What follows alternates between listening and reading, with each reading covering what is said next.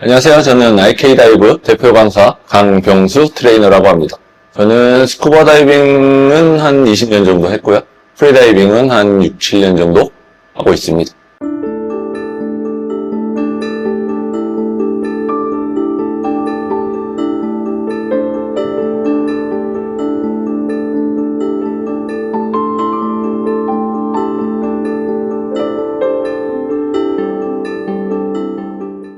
프리다이빙이란 우리가 스쿠버 다이빙처럼 공기통 없이 일반 기본적인 장비들로만 한 호흡으로 숨을 참고 행해지는 모든 스포츠를 프리다이빙이라고 합니다.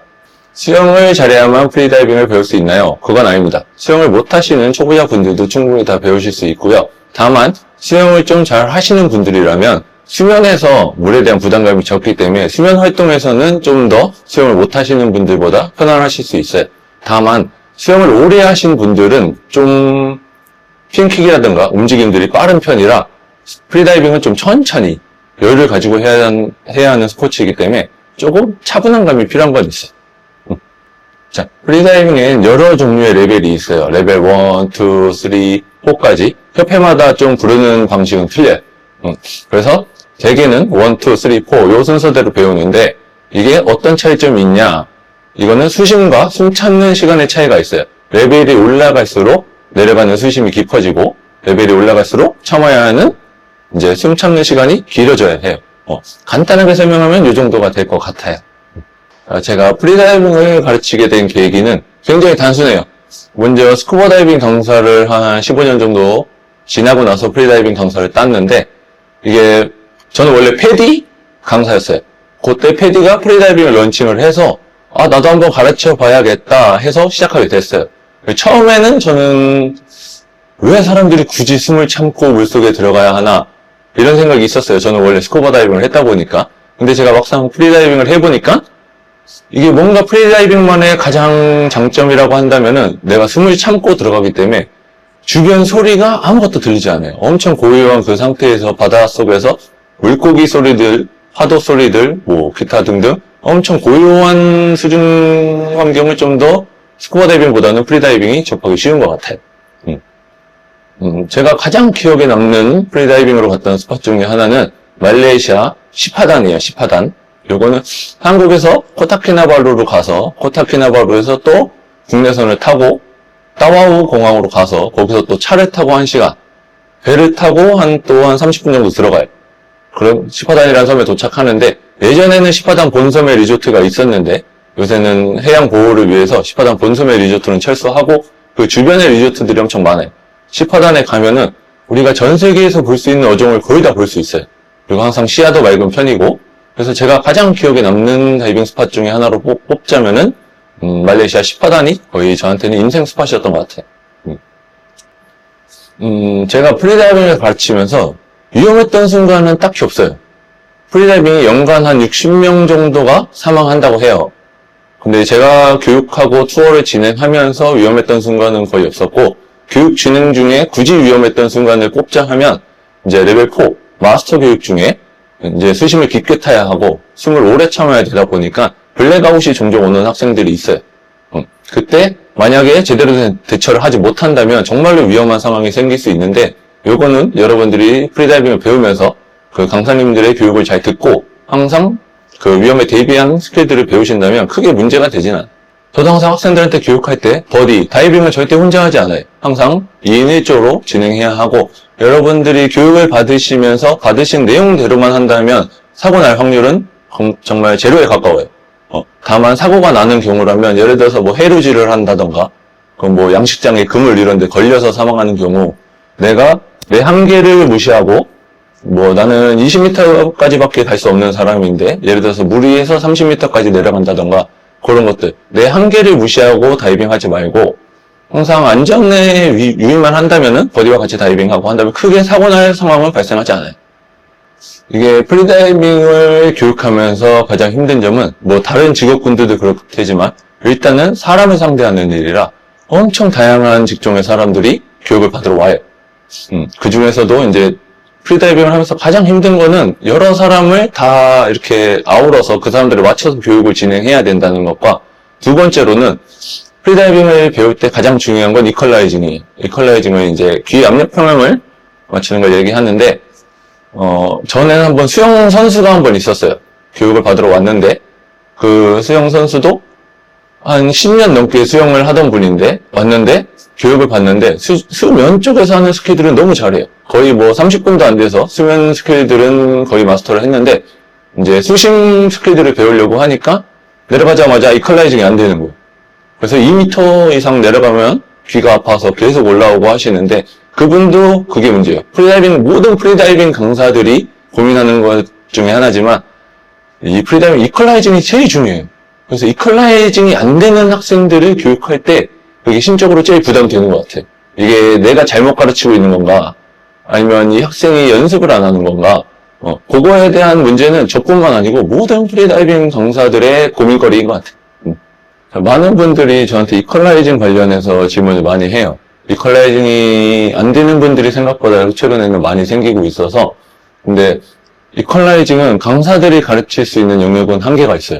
그래서 이퀄라이징이 안 되는 분들한테 제가 가장 추천드리고 싶은 거는, 안 된다고 포기하지 말고, 안 될수록 수영장도 더 자주 와야 하고, 연습도 꾸준히 계속해야 돼요. 저는 제 학생들한테 이퀄라이징 안 되는 분들한테 항상 얘기하는 게, 다만 집에서 유튜브 볼 때, 그리고 운전할 때, 화장실 갈 때만이라도 꾸준히 연습을 해라. 그러면은 안 되는 사람은 없다. 꾸준히 하다 보면 누구든 다 된다. 저도 프리다이빙 강사를 처음 시작할 때 이퀄라이징이 안 됐었어요. 스쿠버를 10년 넘게 했었는데도 저도 처음에 이퀄라이징이 안 돼서 저 때는 막 이렇게 가르쳐주는 사람도 없었어요.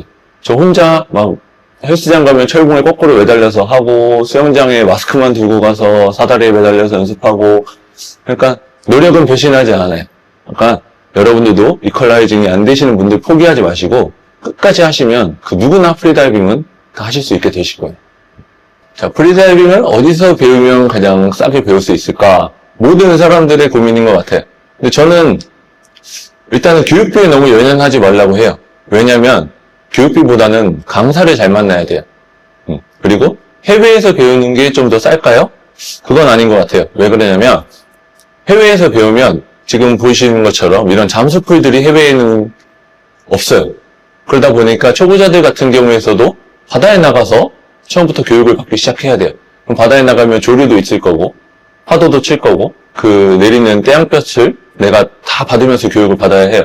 그래서 저는 추천드리자면은 처음부터 배우실 거면 국내에서 이런 잠수풀에서 먼저 기본기를 배우시고 그 다음에 해외 투어를 진행하면서 레벨업을 하고 싶다 하시는 분들은 그 다음에 해외에서 배우시는 걸 추천드려요. 제가 가장 기억에 남는 학생은 딱 한 명만 꼽지 않아요. 저는 항상 제가 정말 뿌듯하고 기억에 남는 학생들은 물을 정말로 무서워하던 분들, 뭐 40대 후반, 50대 초반 이런 분들도 내가 여태까지 살면서 물이 너무 무서워서 물 근처에도 안 가던 분들이 계세요.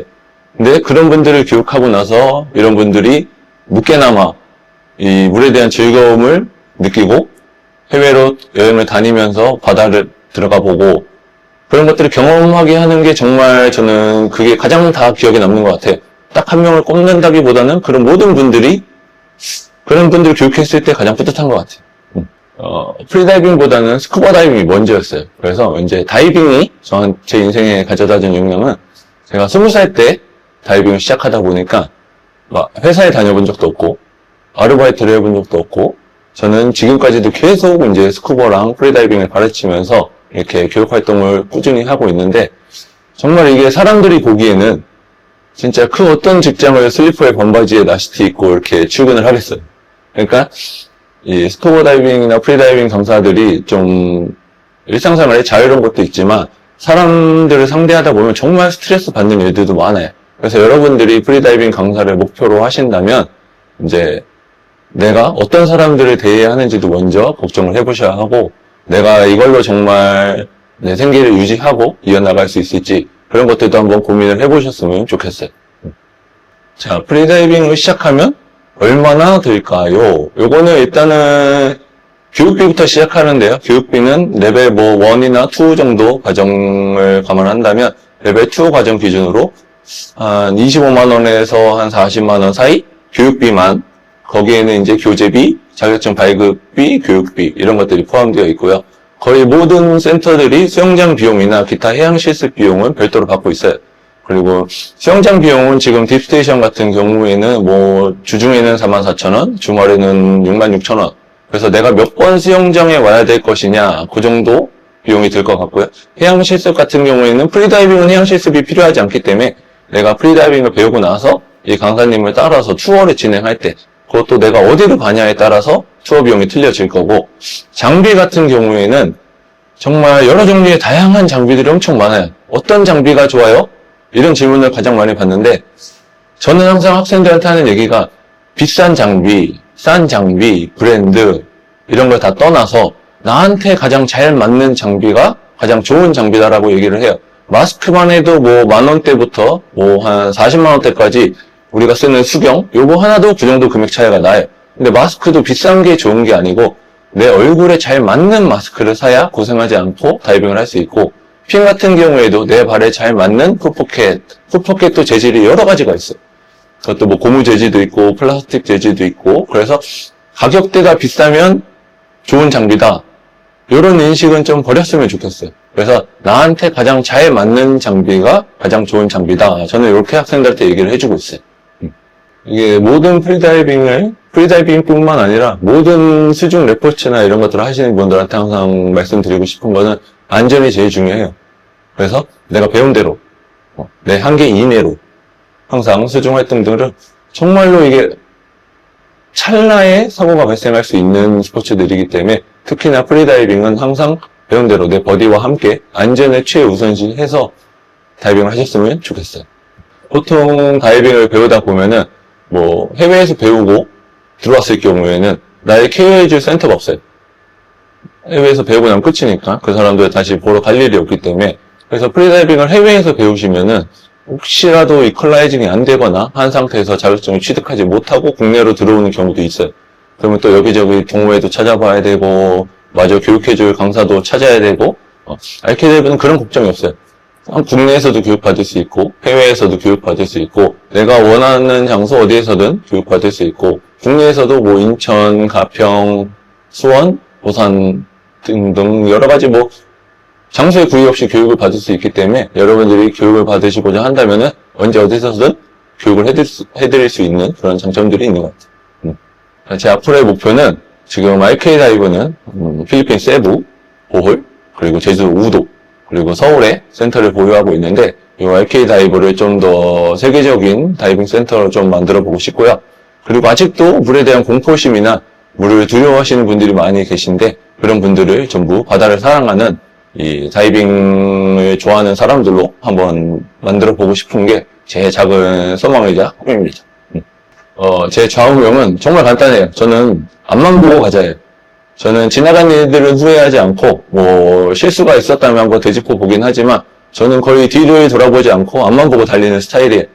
그래서 뭔가 좀 단점도 있지만 이게 장점도 많은 것 같아요. 그래서 제 좌우명은 항상 앞만 보고 꾸준히 달려나가는 겁니다. 크리에이터즈 맨션 구독과 좋아요 부탁드립니다.